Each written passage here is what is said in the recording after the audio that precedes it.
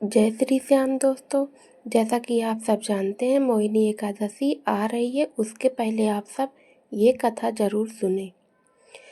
वैशाख मास के शुक्ल पक्ष की एकादशी को मोहिनी एकादशी कहा जाता है। यह व्रत सभी पापों को नाश करने वाला और मोक्ष देने वाला भद्रावती नगर में घटी थी। भद्रावती नगर में राजा धृतमान नामक एक धर्मात्मा राजा राज्य करता था। वह अपनी प्रजा को बहुत ध्यान रखता था और सदा धर्म के मार्ग पर चलता था। उसके 5 पुत्र थे, जिनमें सबसे छोटा पुत्र धृष्टबुद्धि अत्यंत दुराचारी था। वह बुरे लोगों की संगति में पड़कर जुआ, चोरी और अन्य गलत कर्म। राजा ने उसे कई बार समझाया, लेकिन उसने अपनी आदतें नहीं छोड़ी। अंततः राजा ने दुखी होकर उसे राज्य से निकाल दिया।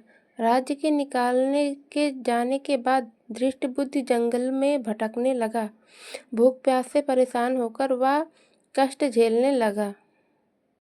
एक दिन वह जंगल में ऋषि कौंडिन्य के आश्रम में पहुंच गया।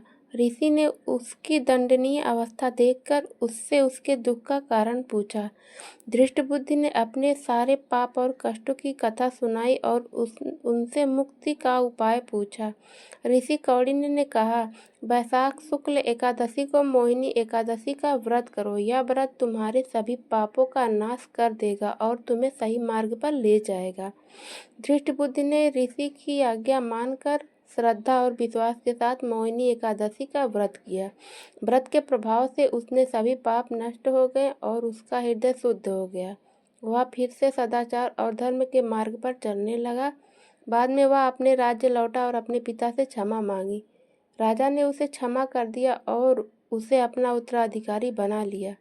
इस प्रकार मोहिनी एकादशी व्रत के प्रभाव से धृष्टबुद्धि की जीवन पूरी तरह बदल गया और